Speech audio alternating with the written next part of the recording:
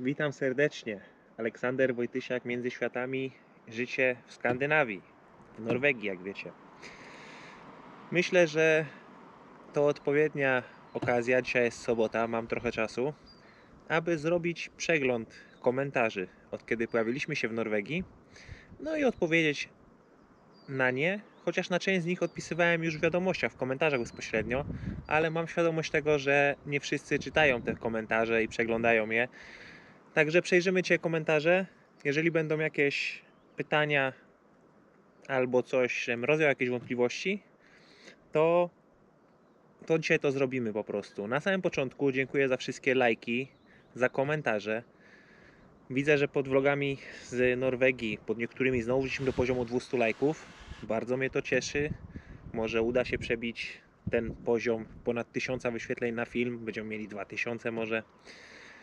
Szczerze powiedziawszy, do końca roku zakładam sobie taki cel, plan.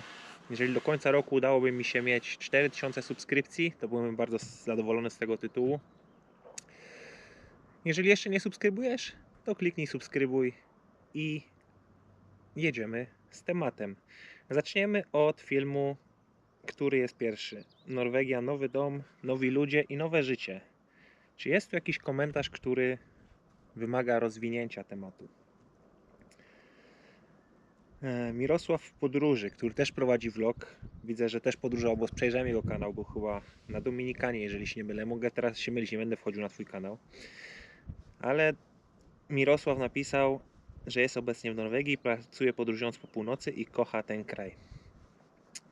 No zdecydowanie, jeżeli ktoś przyjeżdża do Norwegii pierwszy raz, to na pewno mu się spodoba. Szczególnie ta dzika natura, dużo zieleni, bardzo małe zagęszczenie. Ale tak jak odpisywałem w komentarzu, nie będę tego teraz sprawdzał, jak żyje się tutaj na stałe, to potrafi być Norwegia bardzo męcząca, przez to, że jest tu niewiele do robienia, niewiele możliwości interakcji z ludźmi. Miasto, w którym my mieszkaliśmy, Fredrikstad, nie należy do najmniejszych miast w Norwegii. Jest tam chyba w top 6 największych miastach, jeżeli się mylę, z całą aglomeracją. A i tak było tam stosunkowo nudno dla mnie. A szczególnie w zimę.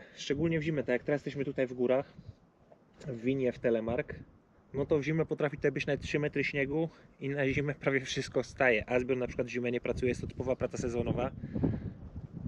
Dość mocno wieje, mam nadzieję, że nie będzie to przeszkadzało z mikrofonem w kamerce. Ale tak jak wspominam, no jest tu ogromny problem ze słońcem, suplementacja witaminą D w Norwegii i da się tutaj jakoś żyć. No ale to jest kwestia zawsze priorytetów życiowych, co kto lubi, co jest dla niego ważne. Bo jak najbardziej rozumiem ludzi, którzy pozakładali tutaj rodziny, mają tutaj dzieci, Filipińczyków czy Polaków na przykład. Ale też wielu z nich zawsze powtarzało, że będą w Norwegii tak długo, dopóki dziecko nie skończy szkoły, nie usamodzielni się i nie chcą tutaj żyć.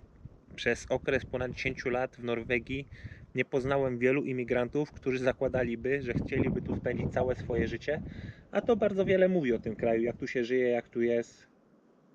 Niby standard życia jest wysoki, ale ja nie do końca się z tym zgadzam. Ale to mówię, to jest kwestia priorytetów tego, co kto od życia oczekuje i potrzebuje, ale Norwegia da się lubić. Da się Norwegia lubić. Stali komentujący, którzy piszą pozdrowienia i komentują każdy film. Nie będę się odnosił do pozdrowień, ale pozdrawiam Was wszystkich bardzo serdecznie. Z reguły panie. Z reguły panie komentują wszystkie filmy. Bardzo doceniam Wasze wsparcie. Agnieszka Polanka napisała, że obłędne miejsce. W takim miejscu mogłem spędzić życie do końca. No przed chwilą się do tego odnosiłem. Nie chciałbym spędzić życia do końca w Norwegii. Ja osobiście. Moja żona też nie. I tak jak wspomniałem, wielu ludzi, zdecydowana większość, niemal wszyscy. Jak nie wszyscy? Wszyscy. Mogę powiedzieć, że wszyscy. Mógłby być jakiś drobny wyjątek od reguły, błąd statystyczny. Ale wszyscy emigranci, których poznałem, którzy nie byli Norwegami, zakładają sobie jakiś deadline, do kiedy w tej Norwegii będą i po prostu uciekają stąd, jak tylko są na to gotowi. Ciocia napisała, Anna W., że super warunki. Zapewne chodzi o nasz dom, w którym mieszkamy. Tak jak wspominałem we vlogach, normalnie ten dom jest na wynajęcie na Airbnb na noce, ale przez to, że my tu jesteśmy, jest on ściągnięty z Airbnb i my go mamy do wynajęcia, płacimy za niego 7000 koron miesięcznie z wliczonym prądem i internetem i dlatego nam się to opłaca po prostu, bo korona norweska bardzo mocno leży. Jeżeli miałbym przyjechać tutaj do pracy i nie miałbym zapewnionego tego, że mam jakieś sensowne warunki mieszkaniowe, za jakieś sensowne pieniądze, musiałbym dodatkowo płacić za prąd, za internet, za bramki, bo w Norwegii wszystkie większe miasta mają bramki. Na wjeździe, wyjeździe do miasta płacisz 25 koron, czy tam uznaniowo, ile tam sobie zażyczy dane miasto, dana komuna. I taki rachunek za samochód, samo użytkowanie samochodu, przejeżdżanie przez te bramki był maksymalnie chyba 2600 koron. Tyle ci mogą miesięcznie skasować najwięcej, a potem już ci nie liczą po prostu. No chyba, że masz samochód na zielonej rejestracji, na firmowej, no to wtedy ci liczą cały czas. I to też był jeden z czynników, który jak kupowaliśmy dom we Fredrikstad, to tych bramek nie było. Potem jak już mieszkaliśmy w tym domu, postawili te bramki, pootwierali je i ni stąd, ni zowąd do miesięcznego budżetu wydatkowego doszło ponad 2000 koron za samo użytkowanie samochodu, tak jak używaliśmy go wcześniej. Co ja osobiście uważam, że jest głupotą, no ale Norwegia, tak jak niektóre kraje europejskie, dąży do tego, żeby ludzie nie podróżowali zbyt wiele, żeby utrudnić im to, żeby było to możliwie jak najdroższe, żeby jeździli rowerami, autobusami, niby dbają o planetę. No ale proszę, umówmy się, Chiny czy Indie mają to w głębokim poważaniu, robią co chcą, a to tam powinni dbać o planetę, bo te 6 milionów ludzi w Norwegii to nie zrobi żadnej różnicy w porównaniu do Chin, czy Indii, czy niektórych krajów afrykańskich, gdzie jest ponad 200 milionów ludzi. Także takie utrudnianie życia jak tutaj w Norwegii utrudniają życie mieszkańcom, Norwegom i imigrantom, nie kończy się dobrze dla Norwegii i bynajmniej ludzie nie są z tego zadowoleni, a wszystkie te opłaty z bramek z rok do roku są rekordowe przypływy gotówki z tych bramek, z tytułu tych bramek, przejeżdżania przez te bramki, a i tak to zarządzanie tym cały czas ta firma, ta instytucja ma coraz większy dług. Także mimo coraz większych dochodów, długi mają coraz większe i nie wiadomo, kiedy ta spirala się skończy i w którą stronę to pójdzie. Alicja Halinka zawsze pisze komentarze. Akurat pojawił się twój komentarz. Pozdrawiam cię odnośnie pięknych widoków. Pozdrowienia. Iwona Stefanowicz. Świetny film, piękne krajobrazy. Ja osobiście wolę kraje skandynawskie niż Filipiny. Pozdrawiam cudowną rodzinę. A ja osobiście wolę, jak jest cały czas ciepło, niż jak jest zimno. Chociaż w zimę lubiliśmy sobie pojechać na snowboard i tak dalej z Ernestin.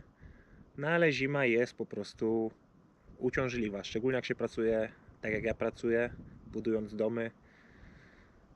Jak jest źle zaplanowana praca i musisz pracować na zewnątrz w zimę, no to jest ciężko. Tak samo jak pracowałem w Oslo dawno temu.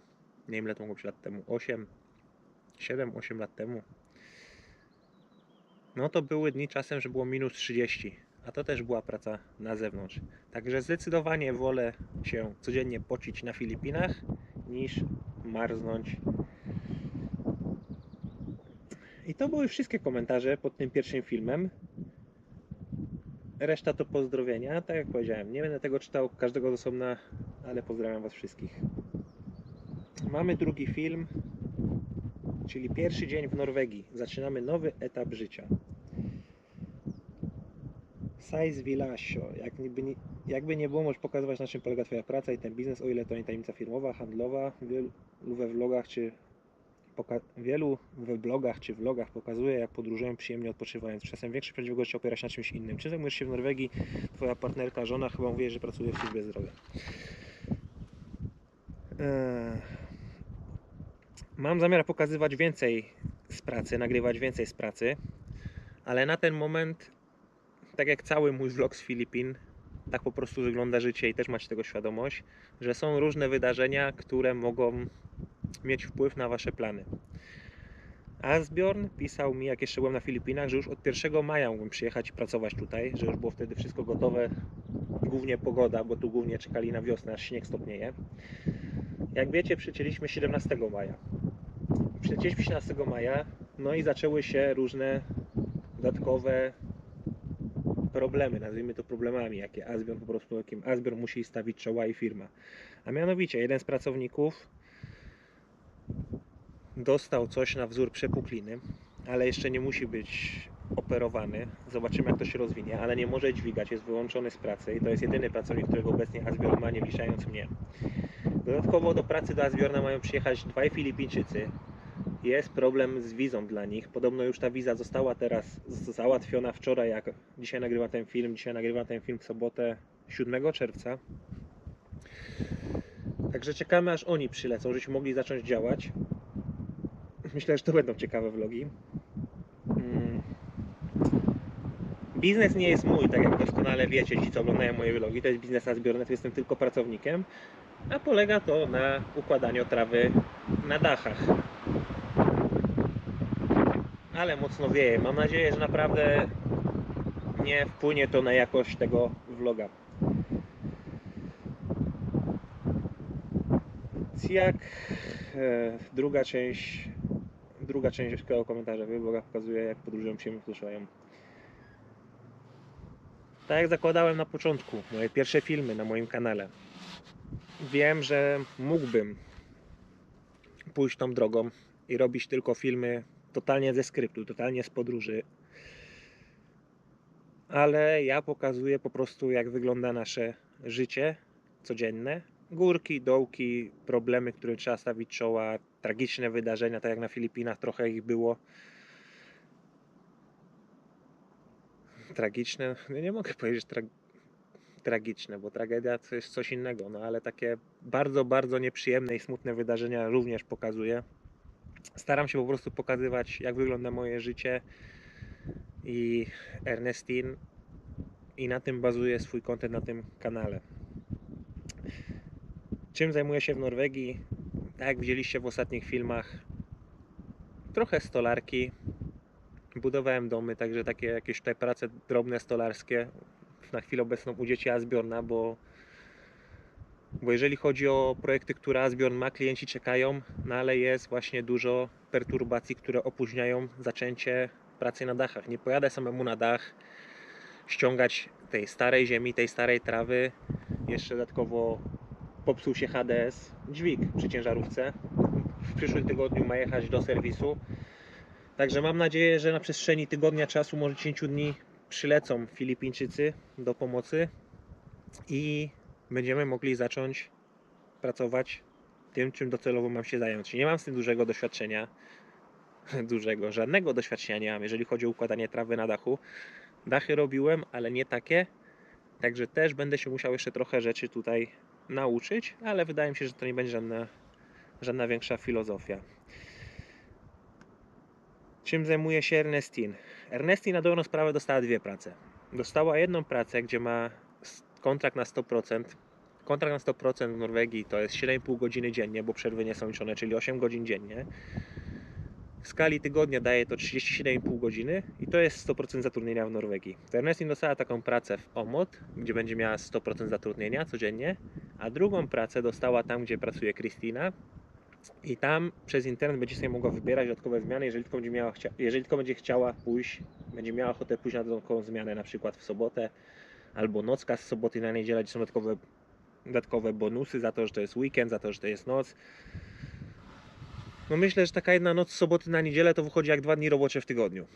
Także dużo lepiej pracować na noc. No i poza tym pacjenci śpią. Ernestine jest pielęgniarką.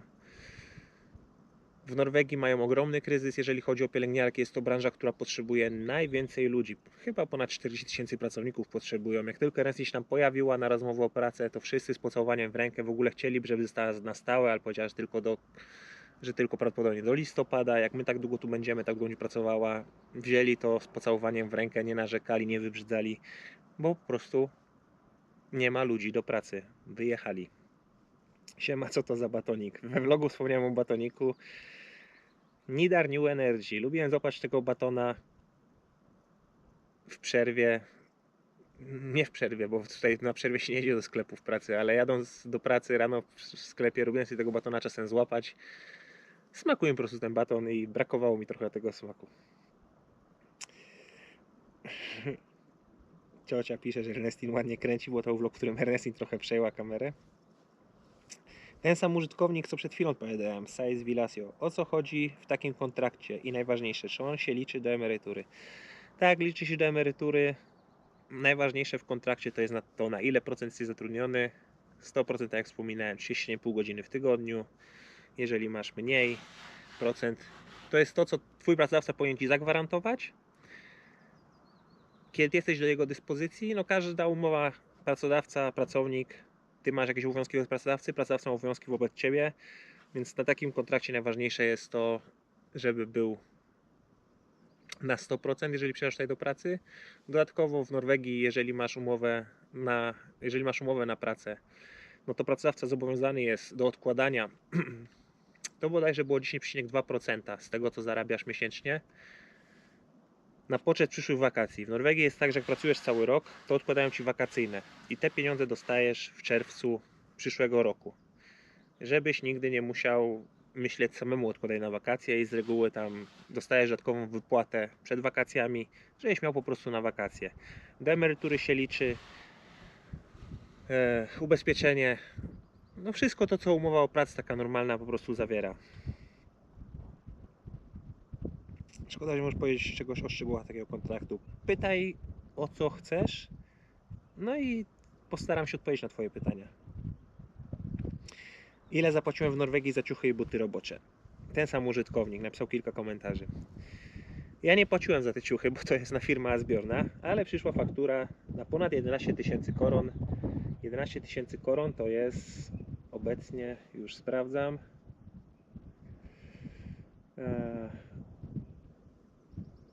4000 zł za te ciuchy, które były kupowane we vlogu, za te ciuchy robocze.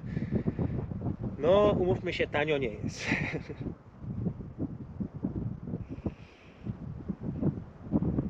Będę pokazywał swoją pracę, tak jak będę miał jakieś problemy, też będę pokazywał i jakie będziemy rozwiązywać.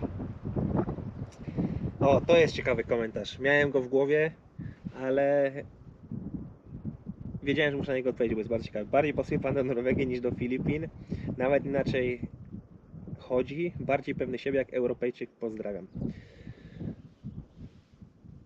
Jak się do tego odnieść? No zapewne bardziej pasuje do Norwegii niż do Filipin. Przez między innymi mój kolor skóry. Tutaj jestem między swoimi, jeżeli patrzymy na ludzi pod tym kryterium. Na Filipinach, jak masz ten kolor skóry, który my mamy, no to traktują cię wszyscy, którzy cię nie znają, jak Amerykano, jak bogatego imigranta, który sobie przyjechał i ma po prostu pieniądze. Wszyscy cię szanują, zwracają się na ciebie na pan i tak dalej. A w Norwegii jesteś po prostu jednym z wielu trybików. Bardziej pełny jak Europejczyk chodzisz. Nie wiem, nie zauważyłem tego i nie wydaje mi się, żeby tak było, no bo to, co na Filipinach jest dobre, no to fakt, że niemalże wszyscy w jakimś stopniu komunikują się po angielsku, potrafią rozmawiać po angielsku. Także na Filipinach można sobie gdziekolwiek pójść, mogę pójść gdziekolwiek samemu i z samym językiem angielskim sobie poradzę. A nawet jak spytam kogoś o pomoc i ktoś nie potrafi im pomóc, to Filipinczycy są tak mili i tak pomocni, że zaraz zrobi się wielkie zamieszanie i zaraz ta osoba będzie starała się znaleźć kogoś innego, kto wam pomoże. A w Norwegii tak nie ma. W Norwegii jesteś skazany na siebie w wielkiej mierze. Jeżeli chodzi o mój język norweski, nie uważam, żebym dobrze rozmawiał po norwesku. Rozumiem po norwesku, potrafię się skomunikować z ogromnymi błędami ortograficznymi, to jest na pewno. Ale jeżeli chodzi o języki, tak samo jest z językiem angielskim, to nie chodzi o to, żeby mówić wszystko dokładnie tak, jak jest w słowniku, bo tak samo jest z językiem polskim. Tak jak wielu ludzi ma problemy z tym, że jest napisane, pisze i tak dalej. Mówiąc po polsku codziennie, chodzi mi o to, że też robimy dużo błędów. A komunikując się w innym języku, ważne tylko i wyłącznie jest to, żebyśmy osiągnęli swój cel, żebyśmy się zrozumieli i żeby to, co chcemy załatwić, było załatwione.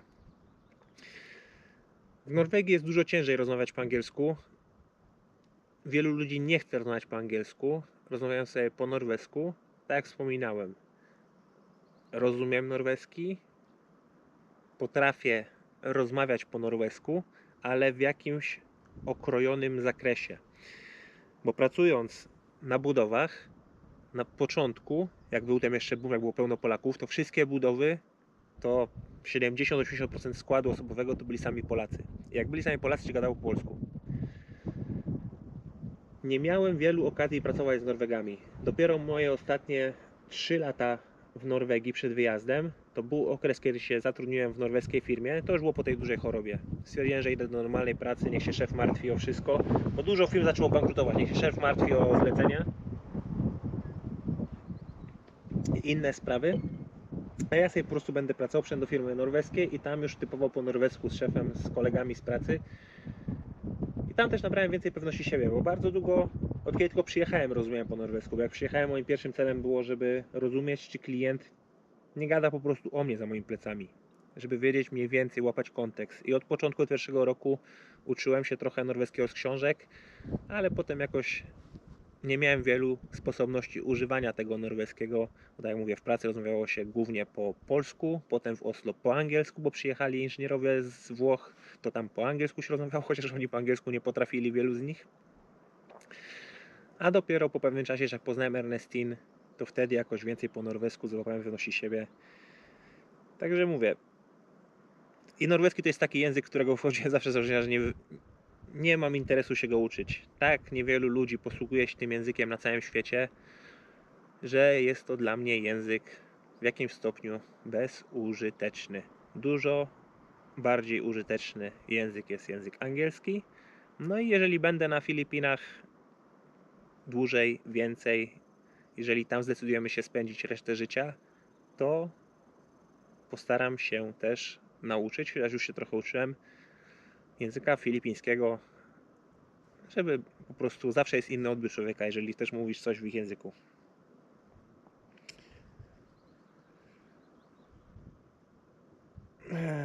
Agnieszka Kuśmierkiewicz. Klimatyczne norweskie domki, cudne i w środku też super. Odpoczniesz od zgiełku Filipin w tym malowniczym zakątku, no i kasa się będzie zgadzać. Jeżeli chodzi o zgiełk na Filipinach, to oczywiście w Dumaguete to jest zgiełk niesamowity, nie mógłbym tam żyć. Ale tam, gdzie byliśmy na Siquijorze, tam, gdzie stoi nasz domek, tam jest naprawdę cisza i spokój. Nawet nie ma zbyt wielu sąsiadów, którzy puszczaliby muzykę czy karaoke. Tam też jest bardzo przyjemnie. Nie jest tak cicho jak tutaj, ale też jest niesamowicie cicho. Jak mieszkałem jeszcze w Polsce, mieszkałem w Łodzi, w samym centrum Bałut, w samym sercu Bałut, to też było dużo więcej hałasu. Już nawet jak przyjeżdżałem z Norwegii do Polski, do rodziców i spałem u rodziców, no to tramwaje jeżdżące po Limanowskiego, karetki w nocy, policja czy cokolwiek innego, no nie odzwyczaiłem się od takiego hałasu. Już dawno, dawno temu, jak byłem właśnie u rodziców, to dotarło to do mnie, że przez tą moją migrację odzwyczaiłem się całkowicie i nie chciałbym w takim zgiełku mieszkać. Wolę mieszkać gdzieś na uboczu, ale żeby też była możliwość jakiegoś kontaktu ze światem, z ludźmi, wyjścia gdzieś. A tutaj jesteśmy odcięci trochę od wszystkiego, taka prawda. No i kasa się będzie zgadzać. Końcówka tego komentarza. No, zgadzałaby się jeszcze bardziej, jeżeli Norwegia byłaby w takim miejscu, w jakim była 10 lat, jak przyjeżdżałem, jak korona norweska była po 0,50 przelicznik, a teraz jest 0,36, 37. Strasznie korona poszła w dół i dlatego też wielu rodaków stąd wyjechało. Zdecydowana większość stąd wyjechała.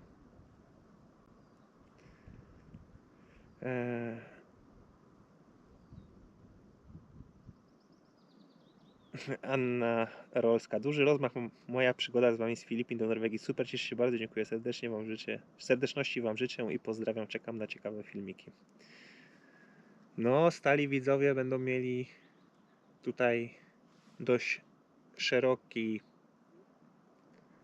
spojrzenie na totalnie dwa różne światy, tak jak nazwa tego kanału od początku wskazywała, między światami.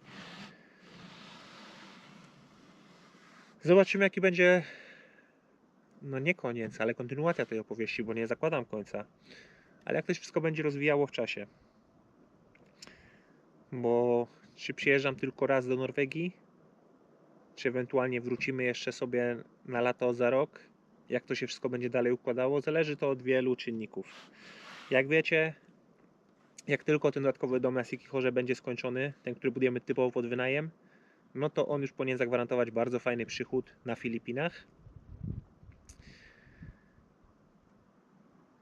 W zeszłym sezonie, będąc na Filipinach, skupiliśmy się po prostu na remoncie. Nie skupiliśmy się na niczym, co dawałoby jakiś sensowny przychód na Filipinach. Ale w przyszłym sezonie już planujemy gdzieś budować tą dodatkową gałąź, żeby też był przychód na Filipinach, żeby po prostu stwarzać więcej możliwości. No ale pieniędzy i tak będzie potrzeba dużo, żeby można było kontynuować tą przygodę dalej. No bo jak wiecie, jest też ta druga ziemia, te ponad 2000 metrów, które też były w jednym vlogu takie zarośnięte i tam można było budować, to jest niedaleko naszego domu na plaży, 5 minut jazdy samochodem nawet, nie?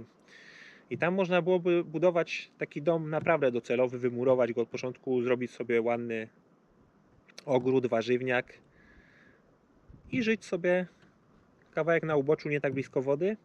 No ale to jest projekt też gdzieś w nieokreślonej przyszłości. A wybudować taki dom, jakbyśmy już docelowo chcieli, od podstaw, od zera, no to nawet nie wiem, ile to by było pieniędzy na Filipinach, bo na razie nie wybiegam tak daleko, nie myślimy o tym. Troll ADV. Kurde, gdybym wiedział, że tam jesteś, to bym przyjechał i się przywitał. Wczoraj przejechałem z żoną Filipinką przez Omot, motocykle. Może tym razem się uda, pozdro. Pod każdym filmem jest link do mojego Facebooka.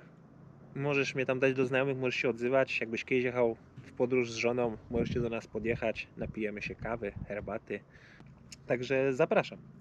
Tak jak był u mnie kiedyś Jan z Chicago na Sikihorze, pierwszy widz, który przyjechał do mnie osobiście. Tak, każdy jest mile widziany, żeby przyjechać, przywitać się, napić się kawy, herbaty, porozmawiać o życiu.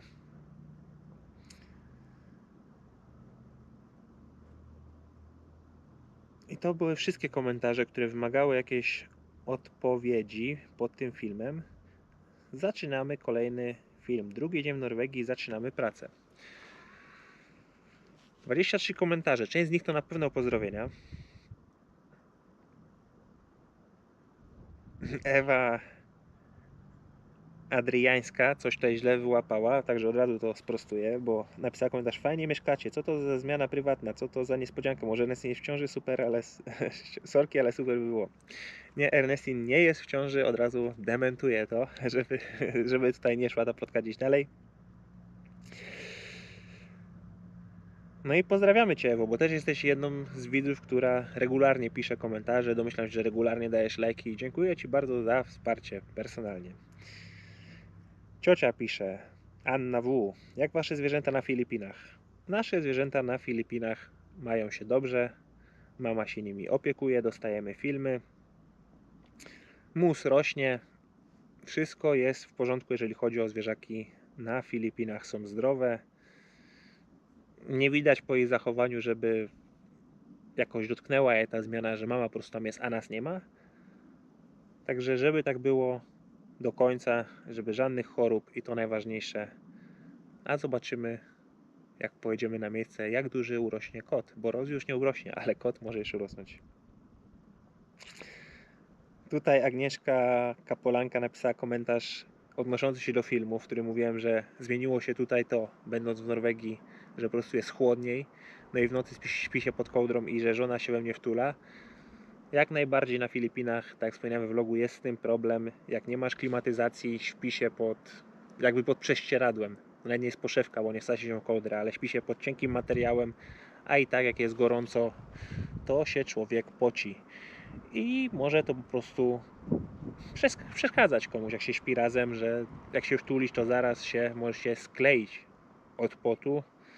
Jak leżysz sobie samemu na łóżku, to się tak bardzo nie spocisz, jak się po prostu przytulicie.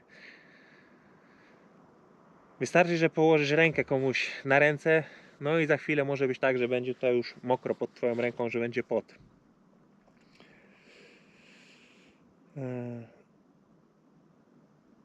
Ewa Izabela. Obejrzałem pobieżnie, bo nie mam czasu na razie, ale mam nadzieję, że wreszcie przestaniesz po powrocie kolejnym na Filipino poleć Norwegię, bo widać, że tu w Norwegii to właśnie dopiero żyłeś, masz nawet inny pozytywny głos w oczach, a na Filipinach byłeś z krajem załamania psychicznego, zwłaszcza druga połowa bytu. Pozdrawiam. Nie będę otwierał komentarza, który zapisałem, po prostu powiem to, co myślę, ale pamiętam mniej więcej. Tutaj mamy całkowicie inne życie i całkowicie inny zakres obowiązków życiowych. Tak jak wspominałem na początku tego filmu. Mamy umówioną kwotę, którą płacimy za dom. Nie interesuje nas zużycie prądu. Wi-Fi jest wliczone. Samochód mam firmowy. Nie muszę go tankować z własnej kieszeni. Samochód się popsuje, to nie jest to mój problem, jeżeli rozumiecie, tylko po prostu trzeba go naprawić i to wtedy Asbion przez firmę to naprawia.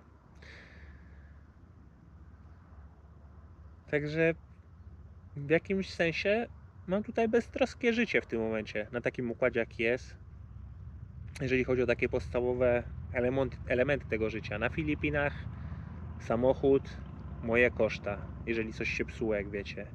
Dodatkowo zwierzaki, Elvis, Tulfi, dodatkowo teściu. No było wiele życiowych wydarzeń, każde takie wydarzenia życiowe będzie miał, bo nie zawsze w życiu jest kolorowo, które po prostu dokładały jakichś zmartwień w głowie, a tutaj jesteśmy od tego całkowicie wyizolowani. Jeżeli chodzi o Norwegię, też przyjdzie na to czas, kiedy zrobimy jakieś vlogi typowo o Norwegii, o tym jak tutaj jest, jak się ta Norwegia zmieniła w przestrzeni tych 10 lat, kiedy my tu jesteśmy, od kiedy ja tu jestem, moimi oczami, moim doświadczeniem, bo Norwegia to kraj w moim mniemaniu upadający. Mimo że mają bardzo wiele pieniędzy w tym funduszu olejowym i tak dalej, to nie potrafią zadbać o swoich obywateli. Coraz więcej obywateli żyje w ubóstwie, coraz dłuższe są kolejki do punktów, gdzie wydają posiłki. Jak jeszcze pracowałem w Oslo, to mieszkając w Polsce nigdy nie widziałem tylu bezdomnych, co było te 8 lat temu w Oslo. Jak się dojeżdżało do pracy przed godziną 7, 6 coś, to spali w centrum, w śpiworach, gdzie tylko się dało. Jak szedłem do pracy, można się było o nich potknąć. Politycy, tak samo jak i w Polsce, nie pomagają ludziom, żeby mogli sobie spokojnie żyć. W Norwegii jest pytanie, jeżeli jest tak dobrze, to dlaczego jest tak źle? Jak wyjeżdżałem do Norwegii na przykład, no to ten socjal, który ci w Norwegii dają na dziecko, nie pamiętam ile teraz jest, 1200 koron, 1300 koron może to jest, to wtedy to było wow, to było coś, no bo wtedy dzieliłeś to na pół, korona stała wysoko, no to miałeś no te 600 zł dodatkowe i wtedy jeszcze było tak, znam to z opowieści, że Norwegia miała strasznie rozgrzebany ten system tej pomocy socjalnej na dzieci i zdarzało się tak, że mógł sobie facet Polak, który pracował w Norwegii, mając jakąś znajomą w Polsce, która ma dziecko, jest samotną matką z jakiegoś powodu, mógł wziąć, załatwić papiery, że on się opiekuje tym dzieckiem, że oni są w związku takim fikcyjnym i dostawali te dodatkowe pieniądze. Na ten moment, jak w Polsce jest to 500 plus, a teraz 800 plus, to wyobraźcie sobie, że w Polsce dostają ludzie więcej zapomogi na dziecko niż w takiej bogatej Norwegii. A tu koszta rosną i przedszkoli, jakichś innych rzeczy. Wszystko rośnie. No i jeżeli Norwegia jest takim bogatym i takim dobrym krajem do życia, no to co z dzietnością przede wszystkim? Co z dzietnością? Tym bardziej, że to jest kraj niewielki, 6 milionów ludzi, bardzo dużo imigrantów, od kilku lat wstecz. Najpopularniejsze imię nadawane dzieciom w Oslo to Mohamed. Także wydaje się, że jeszcze za mojego życia, no bo jeżeli te Mohamedy podorastają, będą miały 25 lat, to ja będę miał wtedy około 60. No jakbym długo pożył, to za mojego życia jeszcze jest szansa, że kraj norweski stanie się norweskim kalifatem i nie będzie już takiej Norwegii, z jakiej teraz do Was nagrywam te filmy po prostu, no bo jest to bardzo mała społeczność, która trochę przeszarżowała. Trochę źle to wszystko zorganizowali, no tak samo zresztą jak Szwedzi. Tutaj mnie poprawia Grek jakkolwiek, że szef z kraju jak materiał staje, ale krasa też przejdzie, nie jest najlepszy przysłowia. No i komentarze odnośnie tego, jaka piękna ta Norwegia, jak zielono i tak dalej. No i ostatni film.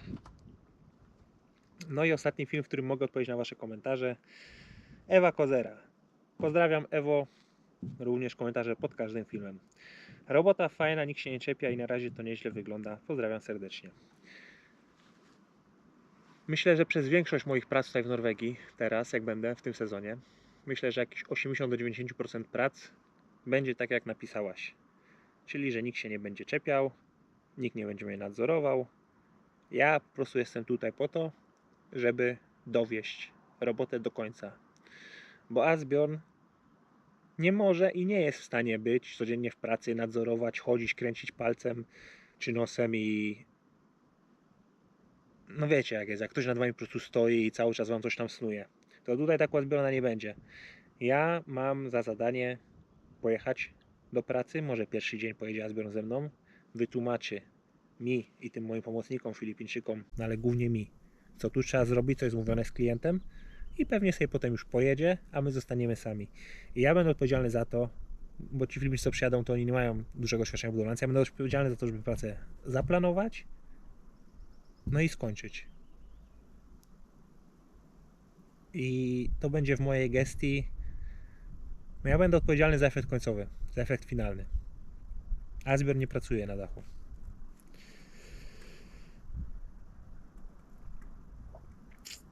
Czesława Piasecka. Panie Aleksandrze, te domki są bardzo niskie jak na szopy, czy mi się wydaje? Pozdrawiam. No tutaj gdzie jesteśmy teraz, to większość domów faktycznie, jak zacząłem twój komentarz, to myślałem o tym jeżdżąc samochodem do pracy. Większość domów faktycznie jest tutaj parterowych.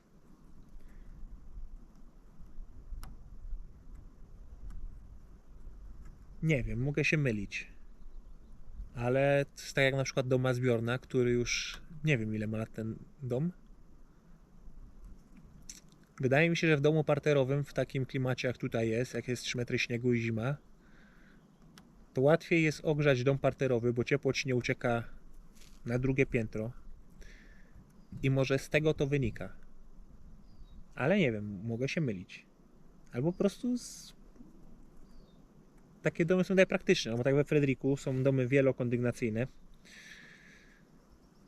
3-piętrowe dajmy na to. Parter pierwsze, drugie. To tak mówię 3 piętra. No bo we Frederiku jest więcej ludzi i bardzo dużo apartamentów jest po prostu na wynajem. Wielu ludzi nie ma swojego domu, tylko wynajmuje. Tutaj gdzie jesteśmy, no to wszyscy żyją praktycznie w swoich domach. Bardzo niewiele jest domów na wynajem, bardzo niewiele na sprzedaż. Także nie ma potrzeby mieć domu z 2 oddzielnymi apartamentami, bo nawet jak ty żyjesz w jednym, to ten drugi jest ciężko wynająć komukolwiek. Musisz ewentualnie bazować na tym właśnie, że Airbnb, że ktoś do ciebie przyjedzie, zapłacić te 700 koron czy 1000 koron za jedną noc i to jest twój dochód z tego drugiego apartamentu. A wiadomo, tam też, nawet jak nikogo tam nie ma przez całą zimę, to tam też ogrzewanie musi być włączone chociaż na te 19-20 stopni, żeby po prostu nie było żadnego ryzyka, że gdzieś coś jest, rura ci jakaś zamarznie z wodą i rozsadzi, jakieś takie historie, a takie historie się w Norwegii zdarzają.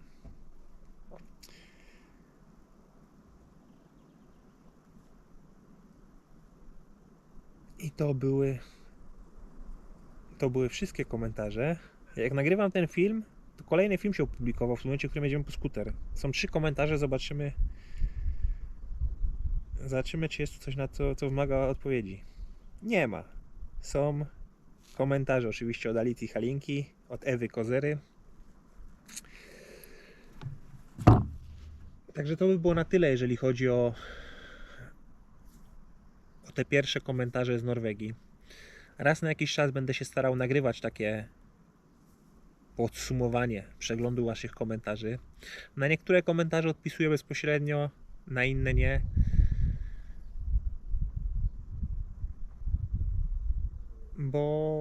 Bo przyjdzie po prostu taki dzień, w którym nagram odpowiedzi, że będę mógł się bardziej rozwinąć i będzie z tego dodatkowy film, żeby ci co oglądają, co kontynuują cały ten serial razem ze mną, ja to kręcę, wy to oglądacie, to żeby byli po prostu na bieżąco. Żeby nie trzeba było pewnych tematów wałkować nie wiadomo ile razy. Dzisiaj piękna pogoda. Wczoraj cały dzień padało. Macie jakiekolwiek pytania do mnie, zawsze piszcie je w komentarzach. Dostaniecie odpowiedź bezpośrednio albo po prostu w filmie w przyszłości.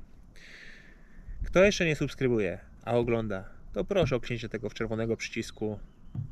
Jest to dodatkowa motywacja. Zbliżamy się do 1800 subskrypcji. Może uda się, tak jak mówię, wbić te 4000, 4-5 tysięcy do końca roku. Byłoby super.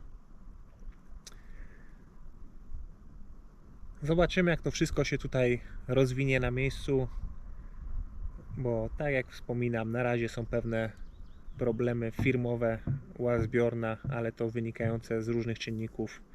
Czekamy na tych dodatkowych pracowników z Filipin i zobaczymy, kiedy będziemy mogli zacząć pracę docelową. Dziękuję Wam bardzo za wszystkie lajki. Im więcej lajków pod filmem, tym lepiej dla mnie, tym bardziej się to poniesie. Im więcej komentarzy, też lepiej dla algorytmu, też te filmy będą miały więcej wyświetleń, wyświetlą się większej ilości osób. Jeżeli kogoś to interesuje, to mogę Wam powiedzieć, że średnio na YouTubie na ten moment z tych wszystkich filmów zarabiam średnio w okolicach $50 miesięcznie. Zawsze coś, wiadomo. Bawimy się dalej, rozwijamy to dalej. Nie wszystkie vlogi są z jednego dnia, teraz będą vlogi czasem z 2-3 dni.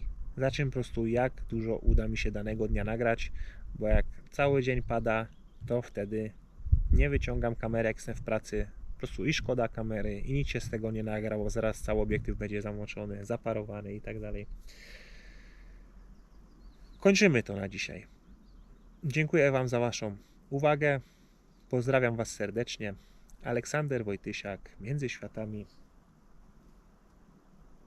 Życie na drugim końcu świata. W norweskiej dżungli. Wszędzie zielono dookoła. Norweskie góry. Pozdrawiam, na razie.